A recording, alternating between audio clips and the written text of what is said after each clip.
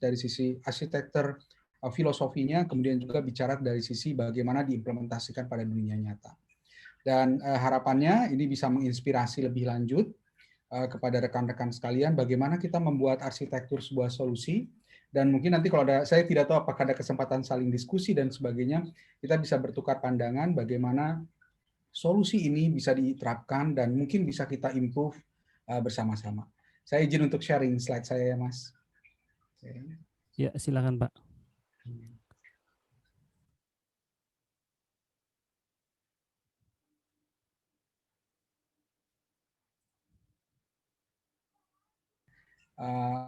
Ketemu lagi di sini dan rekan-rekan lainnya. Baik, saya akan mulai. Jadi topiknya ini adalah Open Platform Architecture. Jadi seperti disampaikan di sini, kita akan bercerita terkait dengan pemanfaatan teknologi, arsitektur desain dari sisi enterprise untuk memanfaatkan latest technology, the age technology. Jadi dari mulai tadi 5G, blockchain, dan IoT itu adalah become the core component untuk kita melakukan implementasi dari sisi cognitive enterprise. Saya akan mulai dengan konteks apa itu cognitive enterprise dan mengapa hal ini menjadi sesuatu hal yang menarik.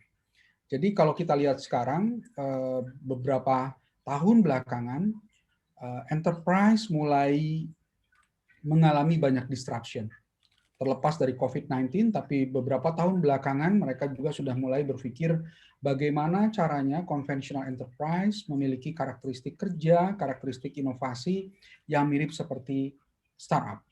Mengapa ini muncul? Karena mungkin rekan-rekan sama-sama tahu bahwa ketika sebuah enterprise melakukan inovasi, terkadang karena sedemikian besar dan sedemikian rigid sistem yang ada mereka miliki, pergerakannya menjadi jauh lebih lambat, baik dari sisi proses development-nya, testing, sampai kepada rilisnya.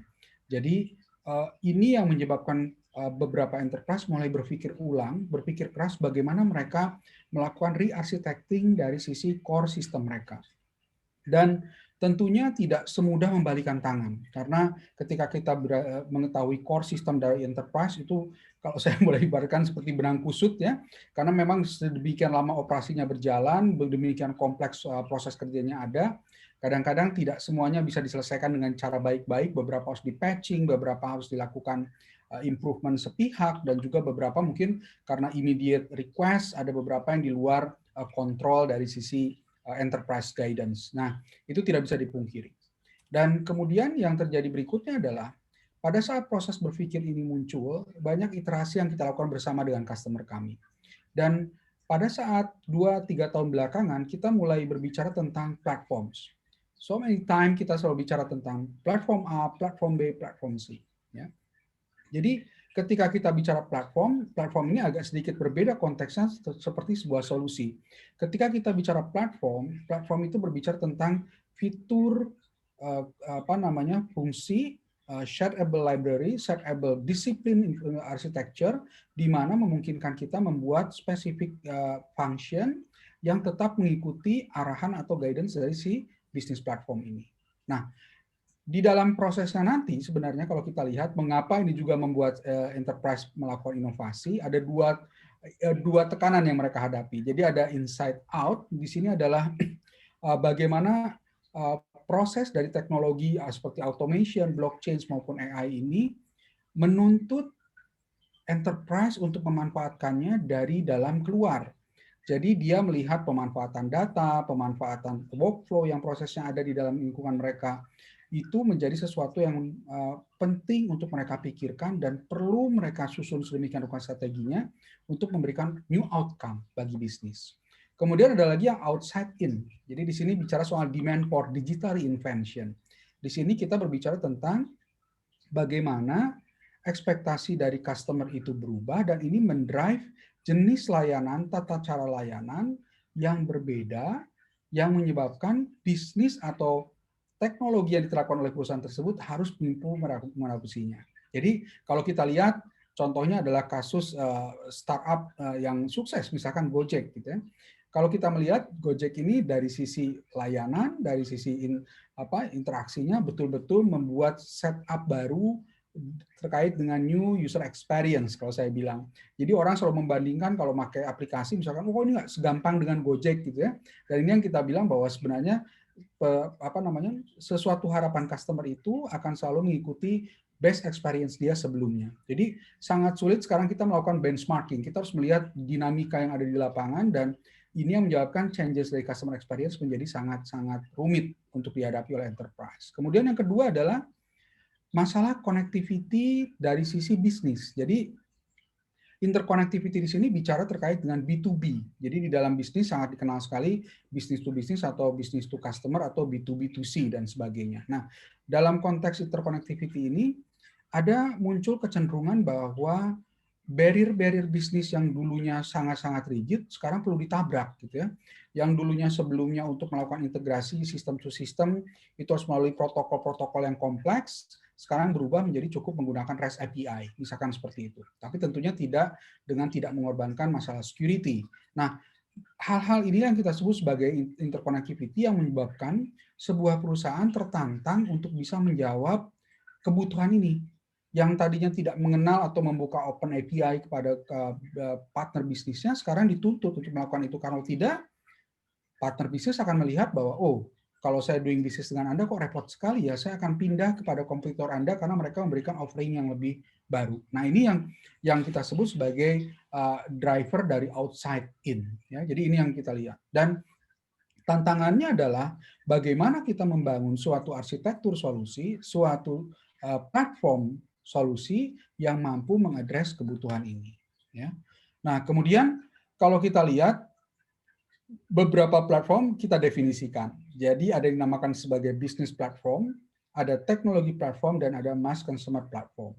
Jadi untuk mass consumer platform ini kita bicara tentang platform-platform seperti sosial media, seperti Facebook, Twitter, dan sebagainya. Itu adalah bentuk implementasi platform untuk social activities atau mass consumer, di mana kita bisa berinteraksi dengan platform tersebut dan kita memanfaatkan data ataupun interaction point di sana untuk melakukan bisnis. Kemudian teknologi platform ini adalah part di mana kita memanfaatkan teknologi seperti cloud, IoT, dan sebagainya. Domain yang dia solve di sini adalah lebih ke arah IT atau teknologi perspektif. Sedangkan yang disebut business platform ini adalah sesuatu yang lebih high level, sesuatu yang mengintegrasikan antara teknologi platform dan consumer platform, sehingga bisa menjawab kebutuhan bisnis. Nah, layer-layernya apa saja secara high level? Jadi secara high level itu layernya adalah ada data itu kita bagi menjadi dua, internal dan eksternal. Karena secara enterprise, jelas sekali regulasi antara how to managing the data dari internal dan eksternal itu jangan berbeda. Dari sisi risk and governance and compliance, dari sisi data life cycle, semuanya memiliki aspek yang berbeda. Nah, kedua jenis paket data ini akan kita manfaatkan untuk mengimprove proses yang kita sebut sebagai cognitive workflow. Apa bedanya dengan workflow biasa yang mungkin sudah rekan-rekan biasa lakukan? Ketika kita bicara cognitive workflow, itu adalah workflow yang kita enrich dengan new technology, seperti pemanfaatan IoT, blockchain, AI, dan automation. Tujuannya apa? Untuk memberikan kemudahan dalam sisi akses terhadap workflow atau proses kerja tersebut dari sisi customer maupun juga menghasilkan outcome yang paling baik. Jadi customer dan outcome ini adalah target yang sangat-sangat kita lihat ketika kita bicara tentang proses atau cognitive workflow. Dan tentunya di akhir kita bicara tentang people, yaitu orang yang mengoperasikan di sini, dan kita pastikan bahwa segala teknologi yang kita implementasikan dapat menjawab tantangan yang mereka hadapi dan juga mampu melift up peran mereka di dalam enterprise. Jadi kalau kita lihat di dalam bisnis platform ini, konteksnya ada people, process, and data. Ya, jadi bukan lagi teknologi, karena sekarang kalau kita bicara sama customer kita di IBM, most probably kalau kita bicara teknologi, sangat mudah sekali kita terjebak dengan perang fitur ya. Jadi ini bisa ini tidak, ini bisa itu tidak, dan seterusnya. Padahal sebenarnya belum tentu fitur yang ditanyakan itu memang diperlukan untuk kebutuhan bisnis. Contohnya seperti itu analoginya ya. Nah, sehingga sangat penting sekali kita melihat bagaimana kesiapan sumber daya manusia, proses, dan juga data di dalamnya. Nah, kemudian setiap proses bisnis secara high level, kita melihat bahwa masing-masing akan ada yang disebut sebagai mid dan back office processing dan core business platform. Di mana konteks yang di sini kita sajikan adalah platform ini belum tentu harus dimiliki oleh enterprise keseluruhannya. Terkecuali biasanya kalau kita bicara core business platform, enterprise resource planning system mereka, atau sistem-sistem yang bersifat rahasia, biasanya akan di-own dan di-operate oleh mereka. Tapi yang justru kita kenalkan dan kita lihat tren yang muncul di market adalah untuk enabling business platform dan back office, mereka sudah mulai berpikir bagaimana memanfaatkan fungsi dari pihak ketiga maupun juga memanfaatkan layanan-layanan yang bersifat ready dan mereka tinggal integrate dengan core business platform mereka. Nah, inilah ide yang ingin saya sampaikan dan terkait dengan definisi platform di sini sangat jelas adalah sesuatu yang bersifat terbuka, sesuatu yang bersifat saling berinteraksi satu sama lain dengan tujuan yang spesifik ya. Jadi di sini ada contohnya corporate business platform, kemudian ada enabling business platform dan juga bicara soal back office business platform. Nah, itu adalah konsep dari sisi bagaimana kita melihat apa itu cognitive platform dan bagaimana cognitive platform ini dibangun dari sub platform-platform yang sesuai dengan kebutuhan yang ada. Saya sekarang akan mulai berbicara terkait lebih teknis lagi. Di dalam konsep dari cognitive platform ini atau cognitive enterprise ini, yang sebenarnya kita coba reform itu adalah dari gambar kiri ke gambar kanan. Jadi biasanya ketika kita melihat bagaimana sebuah enterprise melakukan investasi dan melakukan perhitungan implementasi sesuatu teknologi, mereka menggunakan linear business flow. Jadi mereka melihat apa itu inputnya, production, ada beberapa item material yang mereka hadapi, processing dan distribute. Nah, proses inovasi itu biasanya akan mengikuti linear proses ini, ya. Nah, padahal di dalam cost model maupun juga dari sisi proses packaging dan juga revenue model ini sebenarnya dinamis, ya.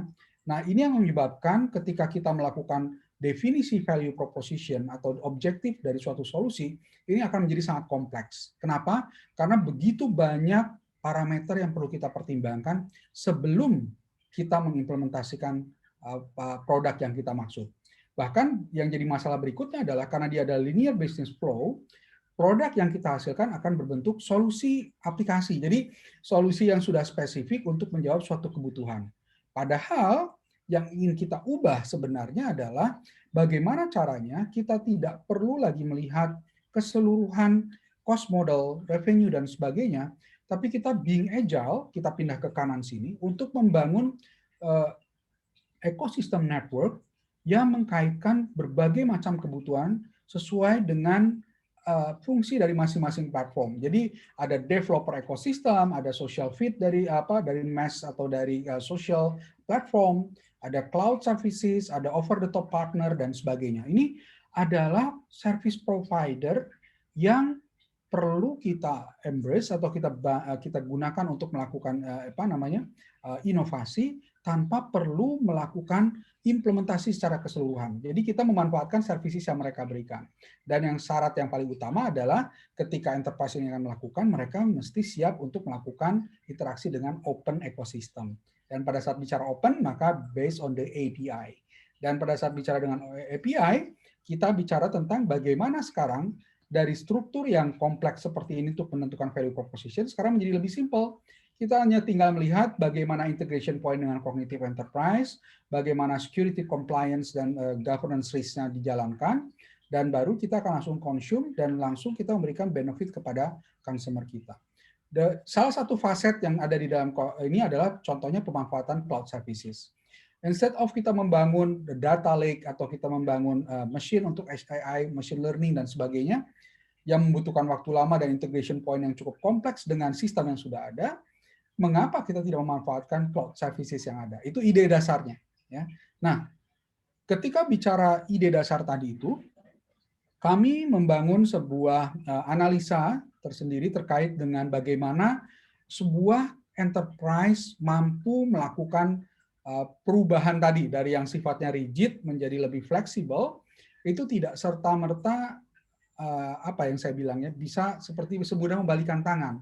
Mereka mesti melihat kembali bagaimana poin-poin dari enterprise infrastruktur yang mereka miliki, pada bagian mana yang mereka perlu modernize, karena modernisasi ini adalah sesuatu yang mesti mereka lakukan.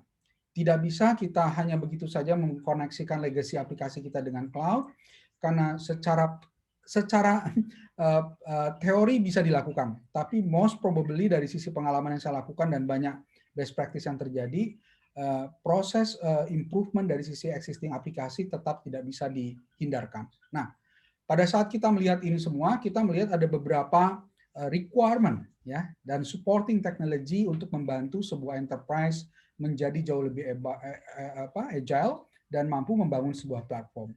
Jadi dari yang paling kiri sebelah sini kita bicara tentang microservice framework seperti Netflix OSS, Spring dan sebagainya. Lalu kemampuan untuk melakukan domain driven design, kemampuan untuk melakukan development aplikasi dari sisi domain driven, kita bicara tentang service registry dan juga configuration dan seterusnya. Jadi ini adalah teknologi-teknologi enablement yang bisa dimiliki oleh enterprise dan perlu mereka lakukan, terutama sebagai contoh adalah yang paling saya sering sampaikan pada customer kami ada terkait dengan polyglot persistence ya. Jadi dari dulu mereka selalu bilang bahwa oke, saya punya relation database and then this is our server bullet untuk bisa menyelesaikan semua masalah. Nah, yang kita challenge dengan mereka adalah dengan sekarang berkembangnya teknologi, it's not necessary kita harus menggunakan RDBMS, kita bisa menggunakan NoSQL dan sebagainya, dan ini seamless bagi bisnis ya, karena mereka hanya melihat dari sisi outcome yang dihasilkan. Nah, ini hal-hal yang perlu kita diskusikan dan sangat-sangat tidak mudah ketika kita bicara ini dengan enterprise. Kemudian setelah itu kita baru bicara dengan microservice architecture. Nah, ini sebuah arsitektur yang saya yakin rekan-rekan semua sangat familiar, di mana kita mencoba membuat sebuah aplikasi yang spesifik didesain untuk menyelesaikan sebuah task, dan dia disusun sedemikian rupa, specific function yang kita sebut sebagai cross classification, dan juga bicara tentang communication across different function seperti menggunakan API gateway, circuit breaker dan sebagainya. Lalu kita bicara tentang bagaimana testing, observability, decomposition, UI dan juga masalah security. Ini adalah aspek yang perlu kita pikirkan ketika bicara tentang microservice architecture. Kemudian baru setelah itu kita bicara bagaimana consume atau bahkan integrate dengan cognitive enterprise itu sendiri, yaitu bicara tentang cloud services, kita bicara bagaimana how to consume specific cloud function seperti Telco Cloud, kita bicara bagaimana aplikasi kita memanfaatkan SDN, bagaimana kita menggunakan network function virtualization, bagaimana kita memanfaatkan SD-WAN dan sebagainya. Bahkan kita juga bisa integrate dengan IoT, hyper automation dan sebagainya. Nah, ini adalah building block yang kami lihat dari sisi IBM sangat perlu diimplementasikan dari sisi level enterprise. Ya. Nah, kemudian ketika kita membangun sebuah open platform architecture, ini adalah proposal dari IBM. Jadi pada saat kita melihat apa saja yang harus disediakan oleh open platform, ini berarti ini adalah titik-titik yang harus dipenuhi dari sisi arsitekturnya. Lebih cepat dari sisi deployment, mudah dalam proses onboarding dari sisi services maupun service descriptor-nya, bicara tentang bagaimana dia bisa scaling up dengan mudah, baik itu vertikal maupun horizontal, bagaimana kita mengeliminate dari single point of failure, bagaimana dia beroperasi dari end data center model, dan sebagainya, itu menjadi satu hal yang sangat penting dipikirkan. Juga tidak kalah penting selain dari fitur tadi itu bicara soal low cost, artinya solusi yang diberikan ini tidak menjadi jauh lebih mahal dibandingkan legacy application-nya. Speed of execution, jangan sampai karena dia menggunakan commodity hardware atau menggunakan perangkat-perangkat yang latency-nya jauh lebih besar dibandingkan yang sebelumnya, itu menjadi jauh lebih lambat performance-nya. Ini menjadi penting sekali. Auto provisioning, auto scalability, auto redundancy, dan sebagainya. Ini adalah proposal kita ketika kita bicara open platform architecture. Nah, kemudian dari sisi guideline, dari sisi enterprise architecture, kita juga mempropose tahapan seperti ini. Jadi dari mulai business architecture kita bicara terkait bagaimana kita mendefinisikan kebutuhan dari sisi bisnis, dari business driver, trigger, partner ecosystem, stakeholder management, kemudian kita bicara tentang business architecture terkait dengan cloud strategy, dan juga multi-cloud governance.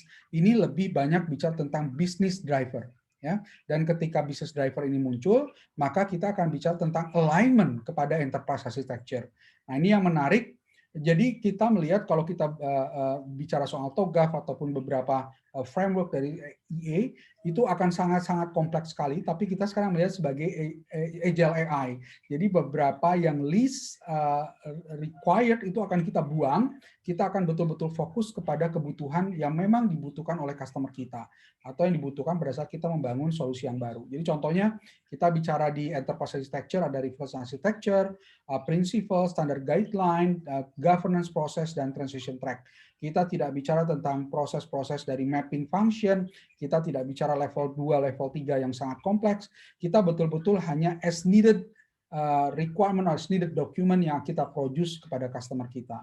Kemudian integrated service architecture. Jadi di sini kita bicara terkait dengan konsep dari move, build, and manage. Jadi di sini dari sisi integration execution, ya, dari sisi guideline-nya, kita melihat bagaimana si platform ini mampu membuat kebutuhan bisnis terpenuhi, dan pada saat yang sama dia mampu memberikan penjabaran terkait dengan building proses, people, dan sistem, serta infrastructure for digital cloud business strategy. Jadi kalau kita lihat sekarang, ini sangat blended antara bisnis, enterprise architecture, dan target operation model. Jadi biasanya kalau kita sama-sama pernah membuat satu dokumen EA, biasanya ini akan sangat tebal, tapi pada kenyataannya dokumen tebal tersebut tidak pernah dibaca secara detail. Sehingga pada saat kita deliver, ya akhirnya kembali menjadi tumpukan kertas. Nah, yang kita lakukan sebenarnya, kita melakukan yang disebut sebagai agile AI, Agile Enterprise Architecture (EA), di mana di dalamnya ini kita bicara tentang business dan operation model, kita bicara tentang strategic value proposition, kita bicara business canvas model, kita bicara tentang komponen business model, dan seterusnya. Beberapa adalah proprietary dari IBM, beberapa dapat rekan-rekan temukan di banyak reference terkait dengan EA framework, dan ini yang kita gabungkan, termasuk di dalamnya kalau kita lihat ada program manajemen. Jadi kalau biasanya enterprise architecture hanya mengatur high level dari sisi model dan execution-nya akan dibuat dalam bentuk dokumen yang lain, nah sekarang kita satukan menjadi bentuknya program manajemen. Itu yang coba saya share juga, bagaimana kami di IBM mencoba melakukan adjustment dari struktur baku, kita mendefinisikan enterprise architecture menjadi jauh lebih agile, seperti itu. Nah, kemudian praktis lain yang ingin saya share terkait dengan enterprise architecture dan juga bicara tentang cognitive enterprise implementation, itu adalah fokus yang kita terapkan pada setiap implementasi ini sangat-sangat terkait erat dengan pemanfaatan cloud. Jadi di sini kita bicara terkait bagaimana kita optimize resource utilization dari yang paling bawah, kita gunakan PaaS, kita gunakan IaaS, tapi tetap kita tidak bisa melupakan legacy. Jadi bedanya dengan startup yang tidak ada beban, ketika kita bicara enterprise, begitu banyak sekali existing investment yang sudah mereka lakukan yang tidak bisa begitu saja dibuang atau dilupakan. Jadi tetap harus dilihat nilai-nilainya, bagaimana kita melakukan integrasi. Kemudian setelah itu adalah kita men-establish yang disebut sebagai service level measurement. Jadi baik itu SLA, SLO, atau SLA, itu yang kita coba definisikan, ya. Jadi setelah itu baru di atasnya kita bicara terkait dengan revenue generation, again the margin, dan baru setelah itu kita bicara tentang business strategy dan goal. Jadi ini adalah bagaimana cara IBM untuk mendefinisikan, menentukan target operation model, menentukan change management process, dan bagaimana kita menjabarkan kepada customer kita dari sisi arsitektur, dari sisi implementasi, dari sisi aplikasi, bagaimana itu connect dengan business mission dan vision strategi. Nah, sehingga nantinya ada dua arah di sini. Kita bicara terkait dengan bagaimana kita merealize ROI dari sisi investasi, dan bagaimana kita membuat transformasi dan juga transition strategi sampai pada proses investment and build. Jadi ini adalah strategic consulting proses kita untuk membantu customer menjustify. Yang biasanya dilakukan adalah either top down atau bottom up. Yang paling jarang terjadi adalah bottom up. Kalau bottom up ini biasanya modelnya bikin dulu, di-realize, kemudian hasilnya ada, baru di-justify. Nah, kita menemukan cara bahwa dengan menggunakan transformation and transition model, kita top down, dan di satu sisi karena kita punya practice dan juga punya arsitektur reference, kita bisa bantu customer untuk melihat bagaimana feature, deployment, dan juga maintenance capability dari sisi solusi, dan ini bisa kita temukan di tengah-tengah sehingga perhitungan antara ROI, kebutuhan bisnis, dan implementasi bisa kita balance. Itu yang paling penting. Jadi grafik ini intinya menunjukkan bahwa balancing antara pemikiran teknis dan pemikiran bisnis itu menjadi sangat penting. Dan ini harus bertemu di tengah. Kalau tidak, sangat sulit.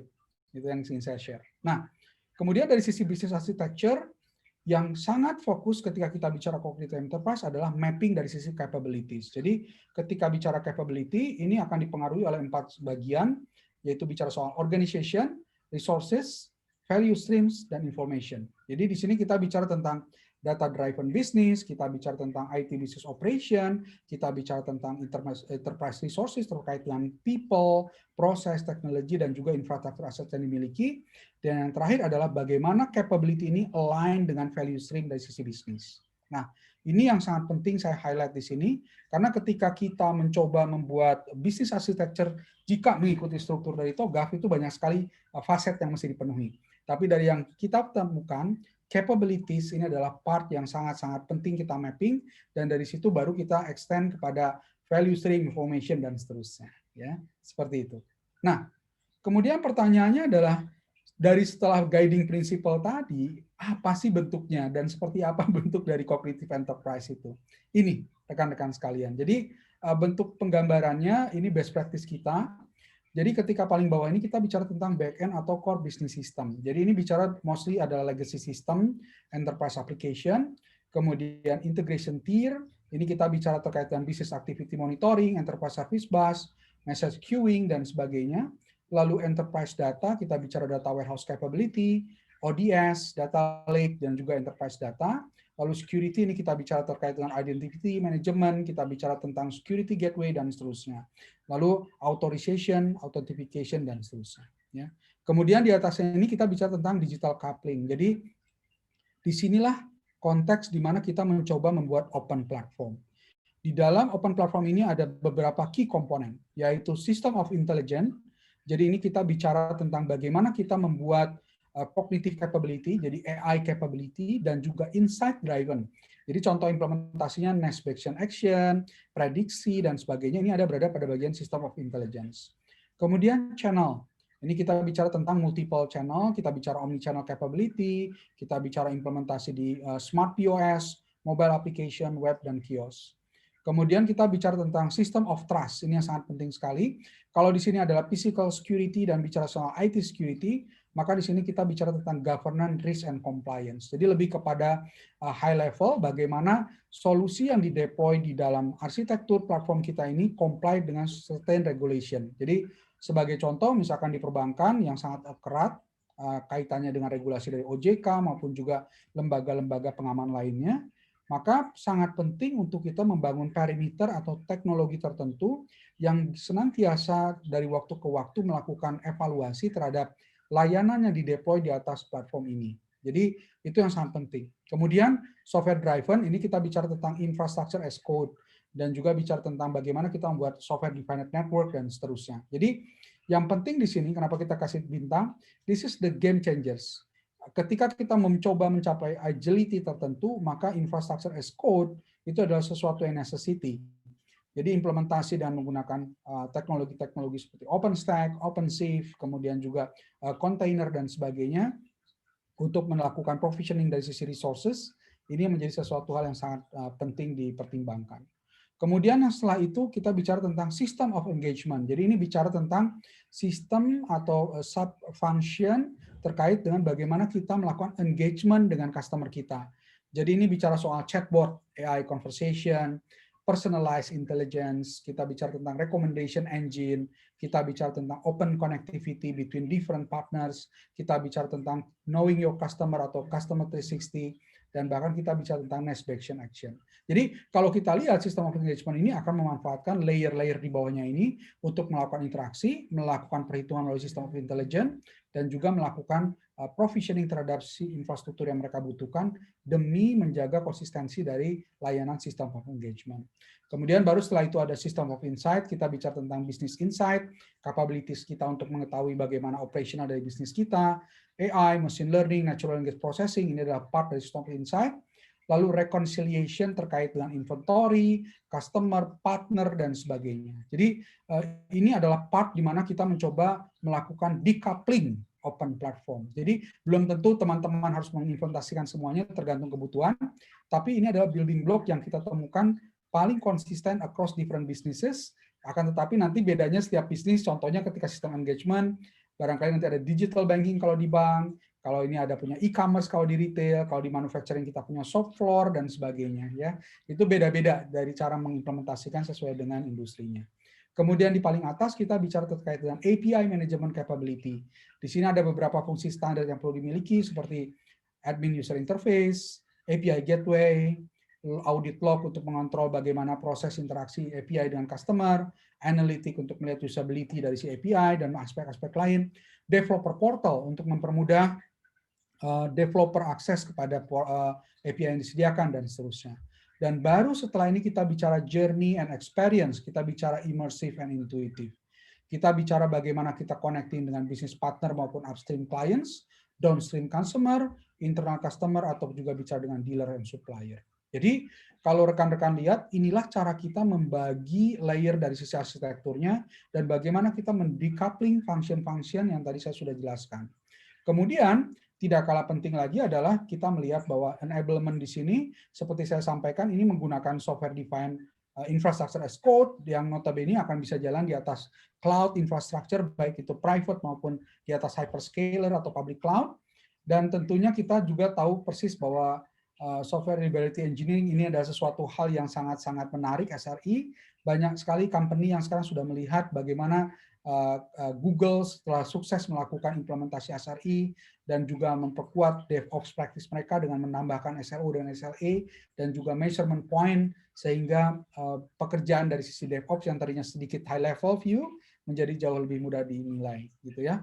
Kemudian dari sisi DevOps, auto provisioning, TDD, BDD, ATD terkait dengan testing, CI/CD pipeline, dan tidak kalah penting adalah security sehingga kita biasa dengar adalah DevSecOps ya seperti itu.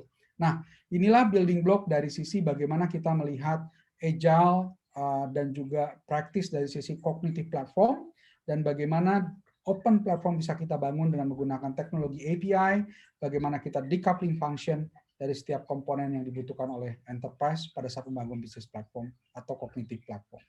Nah, dari sisi IBM, kita melihat bahwa kebutuhan ini tentunya menjadi tantangan besar bagi sebuah enterprise untuk memulainya. Bagi enterprise yang sudah memiliki sumber daya manusia yang cukup, biasanya mereka akan explore menggunakan open source, coba sana-sini, dan sebagainya. Nah, yang sudah kita coba tawarkan adalah well-proven solution, di mana kita memiliki kemampuan untuk mensupport multiple cloud, ya, jadi multi-cloud deployment. Teknologi kita berbasis dengan Red Hat OpenShift, dia menggunakan container technology, dan kita membangun solusi ini basisnya adalah container application. Ya. Jadi dia bisa dideploy di AWS, IBM Cloud, Azure, Google Cloud, atau bahkan di Edge compute, private cloud, atau di legacy system seperti itu. Nah, setiap platform connectivity ini memiliki function berbeda-beda. Ini yang kita sebut sebagai Cloud Pak. Ada Cloud Pak for application yang spesifik untuk kebutuhan development aplikasi, Cloud Pak for data untuk analitik, Cloud Pak untuk integrasi, dan seterusnya. Dan juga ada multi-cloud management, yaitu Cloud Pak yang ditugaskan untuk melakukan manajemen dari sisi multi-cloud deployment, governance, dan automation, seperti itu. Nah, ini yang kita lakukan. Dan kembali kepada business value generation, yang sangat penting rekan-rekan bisa lakukan adalah pada saat membangun sebuah arsitektur atau sebuah rekomendasi terhadap bisnis, pastikan bahwa rekan-rekan bisa membedakan antara investment model, dibedakan antara operation model, dan bagaimana kita mengaitkan setiap value stream, setiap aplikasi yang kita bangun, setiap platform infrastruktur yang kita implementasikan, itu menjawab kebutuhan dari sisi bisnis dengan memetakan melalui bisnis metric. Ya. Jadi pastikan bahwa setiap entity implementasi yang kita lakukan ini punya KPI atau SLA yang bisa kita mapping dengan bisnis metric. Baik itu dari sisi kuantitatif, revenue dan margin, atau dari sisi kualitatif bicara soal customer experience dan juga bicara soal operational efficiency. Jadi kita menghitung berapa banyak FTE yang kita hilangkan, full time employee equivalent, kemudian juga kita bicara terkait dengan customer experience, berapa banyak churn yang kita sudah bisa hindari, kemudian berapa banyak respon customer yang positif setelah kita implementasikan, revenue dan margin kita bisa lihat berapa banyak new value stream yang kita hasilkan dari investasi kita. Dan ini harus bisa didefinisikan dan harus bisa kita monitor dan manage. Jadi ini yang sangat penting sekali.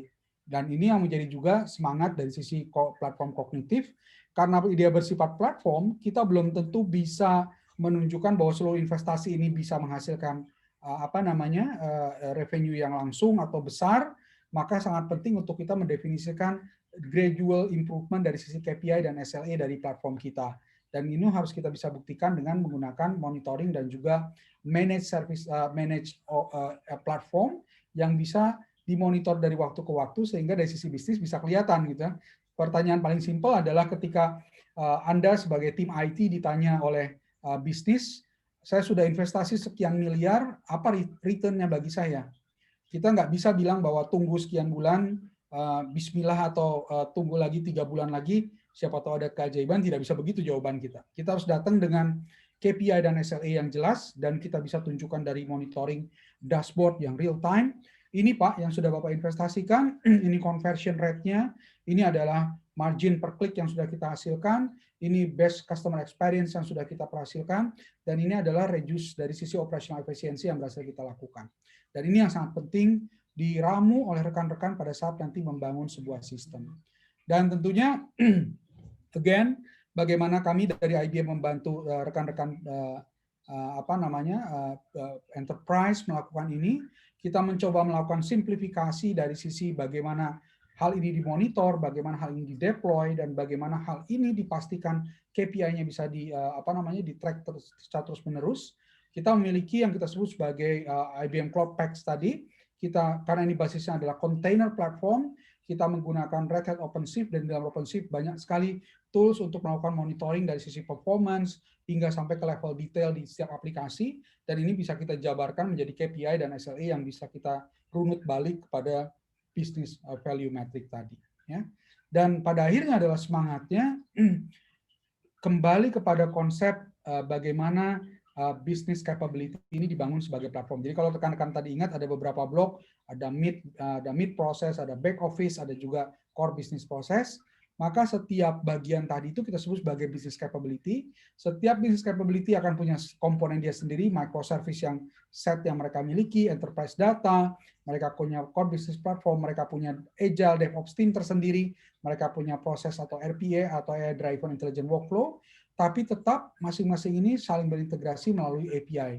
Dan inilah yang menjadi core dari sisi bagaimana kita membangun yang disebut sebagai autonomous service provider engine.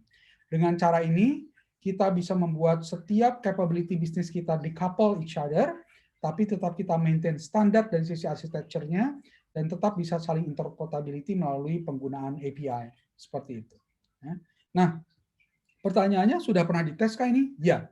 Jadi beberapa arsitektur dari sisi kognitif platform ini sudah diterapkan di beberapa customer kami. Salah satu contohnya adalah yang dilakukan di CMAX. Jadi CMAX ini adalah sebuah perusahaan semen ya, jadi semen gitu. Jadi perusahaan semen yang konvensional yang notabene kalau kita pikir pasti bisnisnya itu saja gitu. Tapi CMAX ini datang ke IBM, dia membawa satu ide bahwa bagaimana caranya kita bermitra untuk melakukan inovasi dari perusahaan konvensional semen menjadi suatu perusahaan yang dekat dengan customer-nya, lebih memahami customer-nya, memberikan value added kepada customer-nya, dan pada akhirnya adalah membantu customer memahami value dari sisi CMAX itu sendiri. Apa yang mereka lakukan? Mereka extend services mereka yang tadinya hanya B2B menjadi B2B2C, dan di saat mereka ketemu dengan customer, apa yang mereka lakukan itu adalah membuat order to cash proses mereka menjadi jauh lebih cepat. Di samping itu banyak sekali gimmick yang mereka buat. Anda bisa bayangkan kita CMAX memberikan layanan untuk melakukan konsultasi desain rumah, kemudian dia akan membantu untuk menghitung berapa volume kebutuhan semen, berapa kebutuhan bangunannya, dan pada saat yang sama CMAX ini akan membantu membangun schedule untuk penghantaran semen mereka. Jadi ini adalah extra mile yang mereka coba lakukan, dan kenyataannya adalah ketika mereka melakukan adopsi ini tidak mudah, karena legacy sistem mereka dari sisi proses, dari sisi teknologi, memang tidak didesain untuk sampai ke level customer tadi.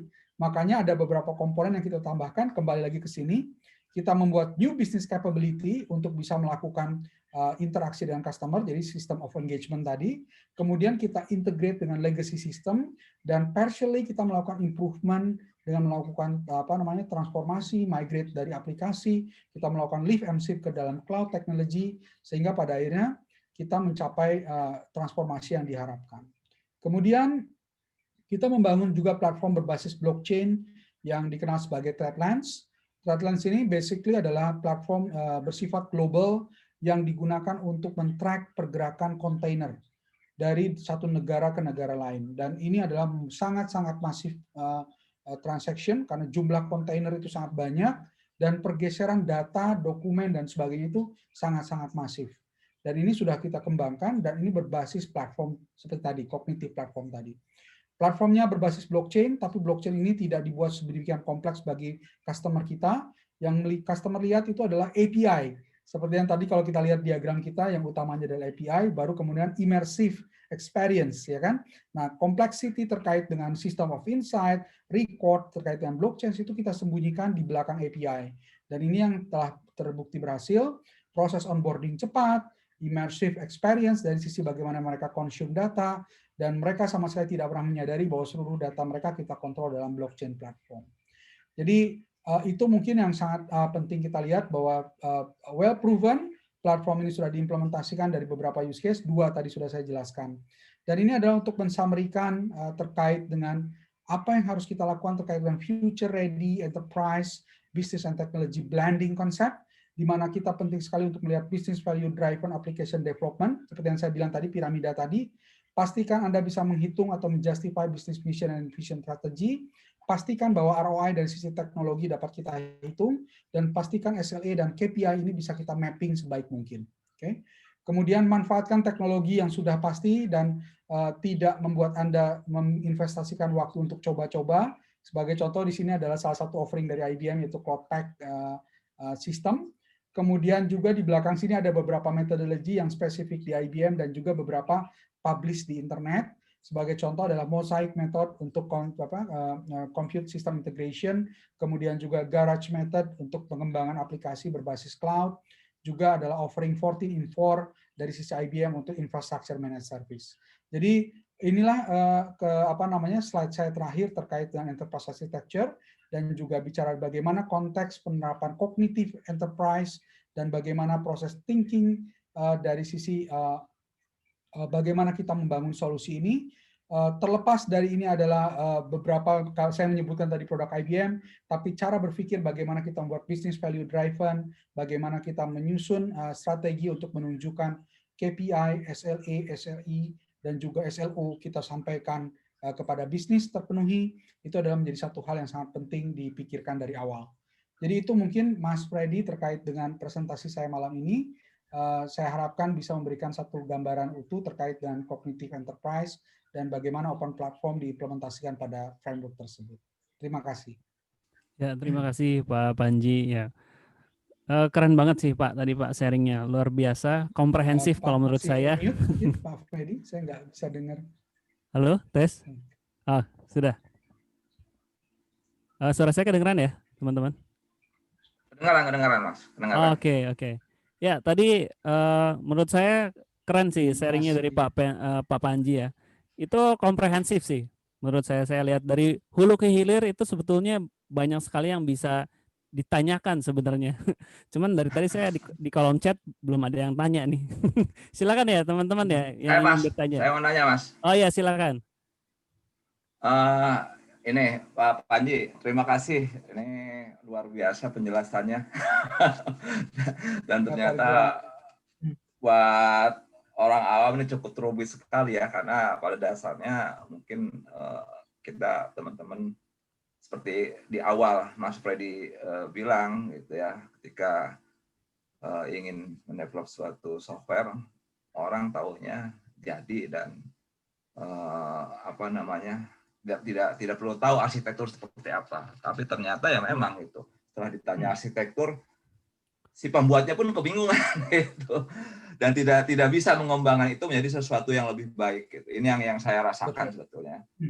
Nah, tapi alhamdulillah tadi dari awal saya mengikuti cukup rumit sekali, bingung memahami. Ternyata sama Pak Panji sudah diakhiri dengan suatu kesimpulan dan contoh yang cukup jelas dari contoh semen tadi. Nah, ya mungkin pertama pertanyaan saya adalah tadi juga sudah ini mungkin salah satu pemahaman saya ya mungkin ya. Jadi arsitektur tadi mungkin saja bisa di-develop ke IBM Cloud, AWS,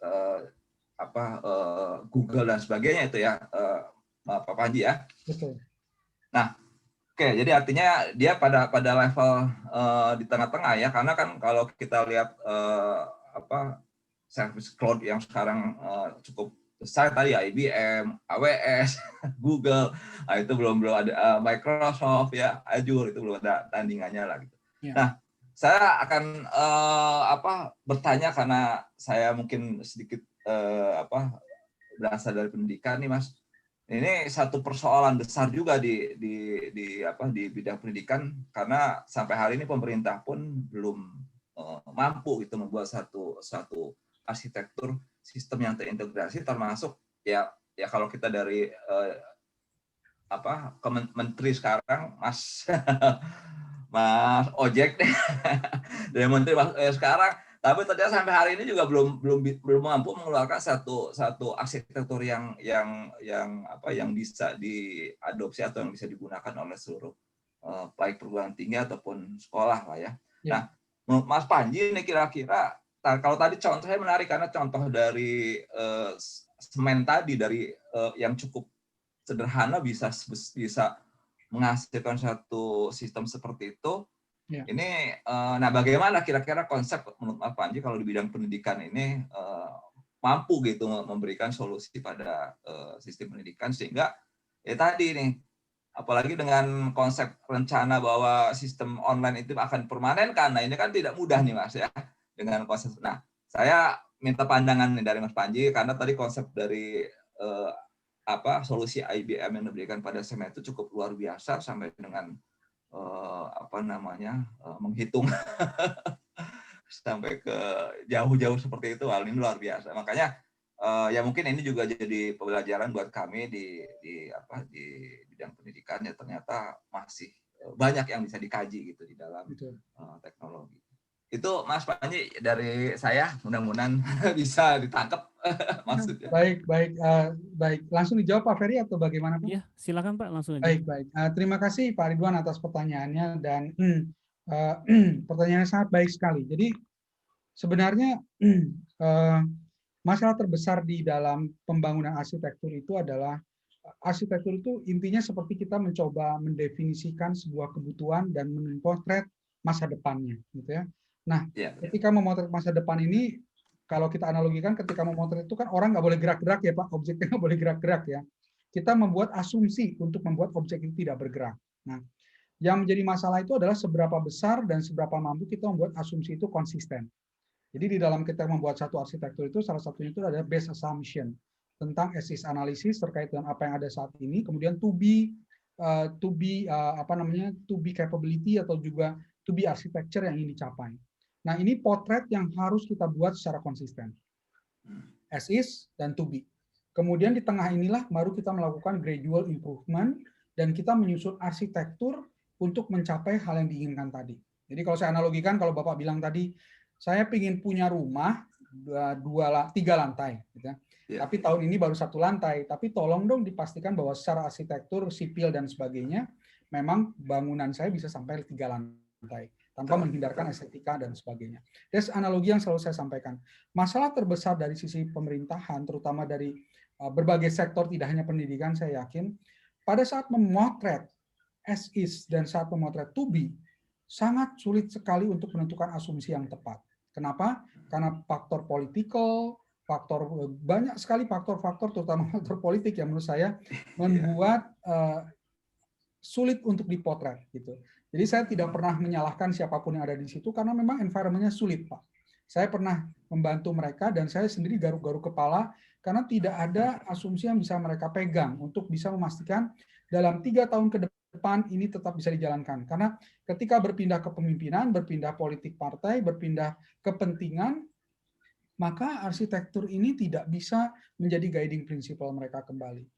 Nah, ini memang menjadi satu kendala dan saya rasa yang paling penting adalah karena masalahnya kita tidak bisa memberikan end-to-end view, maka kita membuat yang disebut sebagai rumah tumbuh yang bersifat modular.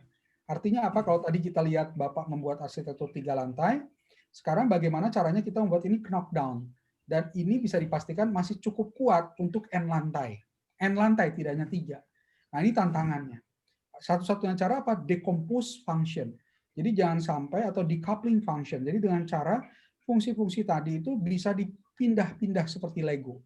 Jadi kalau tadi analoginya Bapak membuat rumah, kamar mandi dibuat duluan, kemudian disatukan dengan ruang tamu, ruang tidur, sekarang masing-masing kamar mandi dibuat sendiri, ruang tidur sendiri, ditempelin Pak, satu sama lain.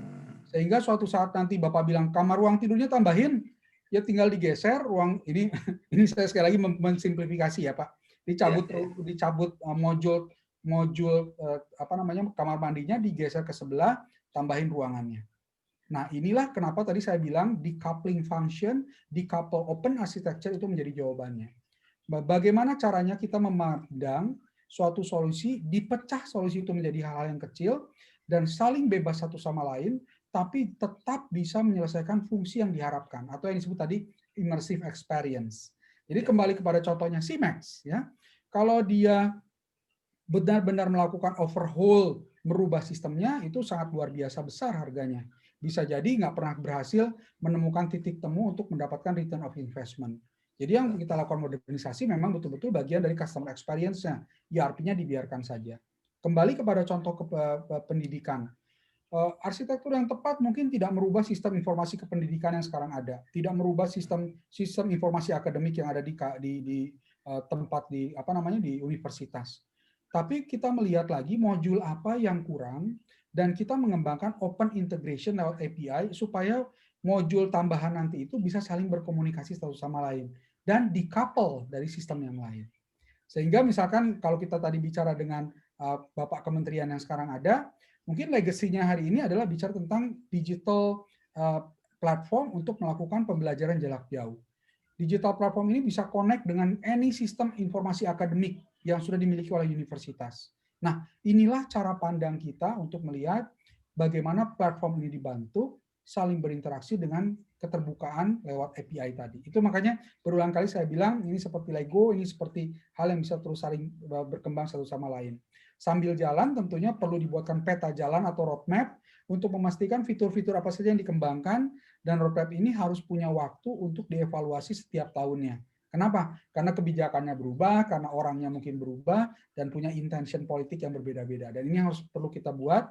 Dan sekali lagi, untuk membuat itu agile, arsitekturnya harus bisa decoupling each other. Itu mungkin tambahan saya dari Pak Ridwan. Oke, terima kasih Pak Panji. Nah, Sama-sama, jadi artinya bahwa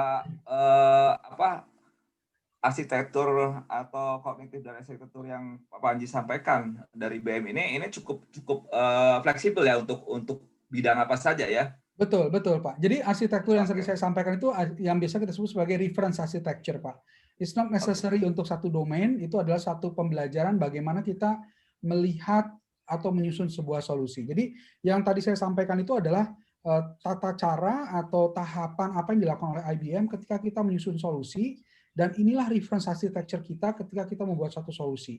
Jadi kalau kita datang ke perbankan, kita datang ke akademisi, immersive experience layer, system of insight layer, system of engagement layer, itu akan berbeda-beda implementasinya, tergantung kepada kebutuhan dari masing-masing customer kita.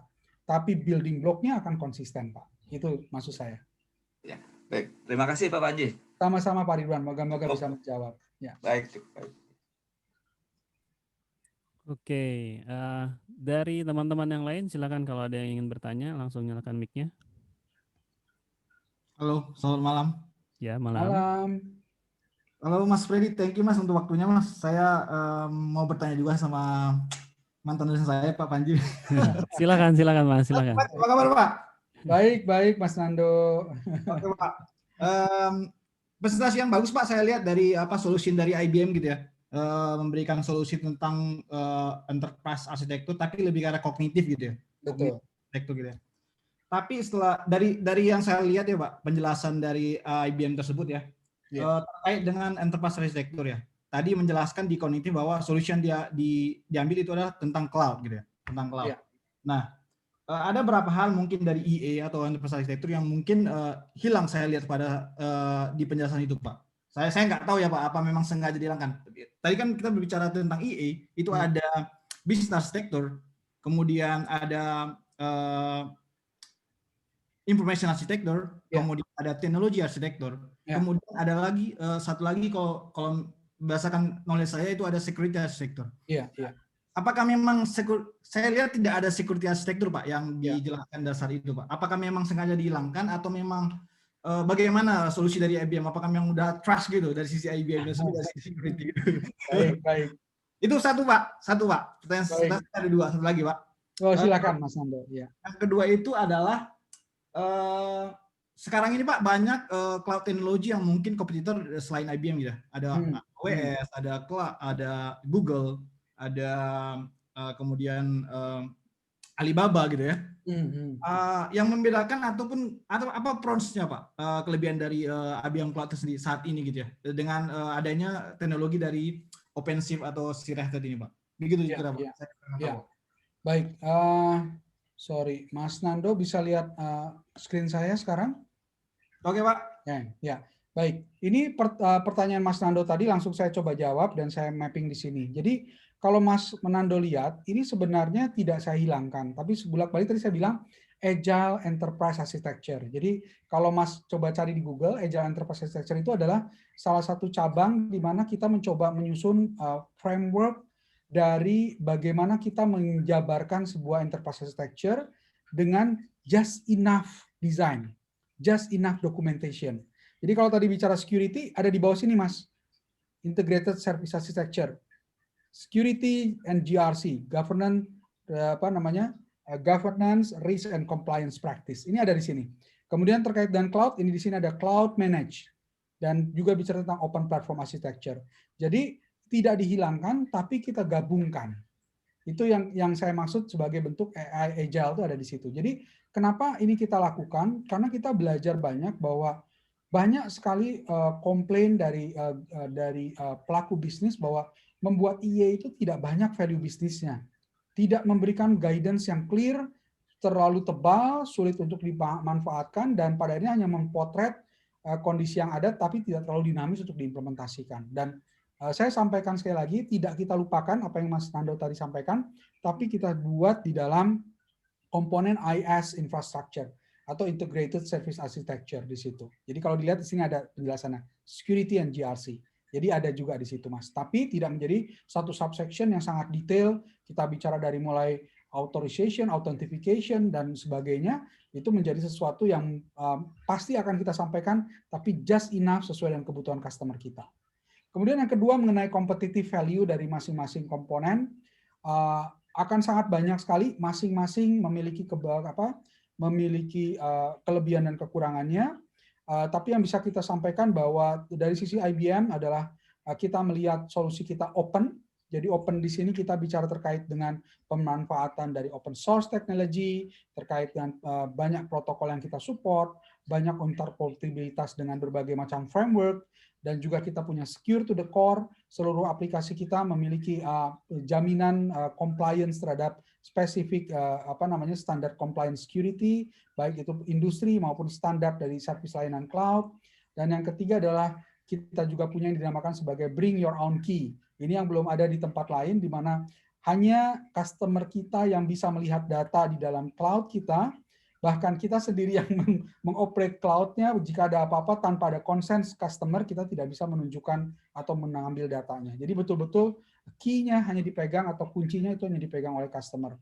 Selain itu kita sangat fokus kepada AI dan cloud technology yang paling akhir yaitu container capability, serverless dan sebagainya. Jadi saya melihat secara high level itu perbedaannya, tapi saya selalu mengencourage untuk melihat any technology can be good sesuai dengan kebutuhannya dan peruntukannya, dan sifatnya sekarang tidak ada satupun cloud platform yang mampu memberikan single answer untuk any problems. Jadi pastinya nanti Mas Nando akan menggunakan sebagian mungkin dari IBM Cloud untuk storage-nya, mungkin komputasinya menggunakan Ali Cloud, atau mungkin menggunakan machine learning dari AWS, atau menggunakan container deployment dari Google. Jadi bisa jadi itu macam-macam bisa kita mix and match sesuai dengan kebutuhan dari Mas Nando.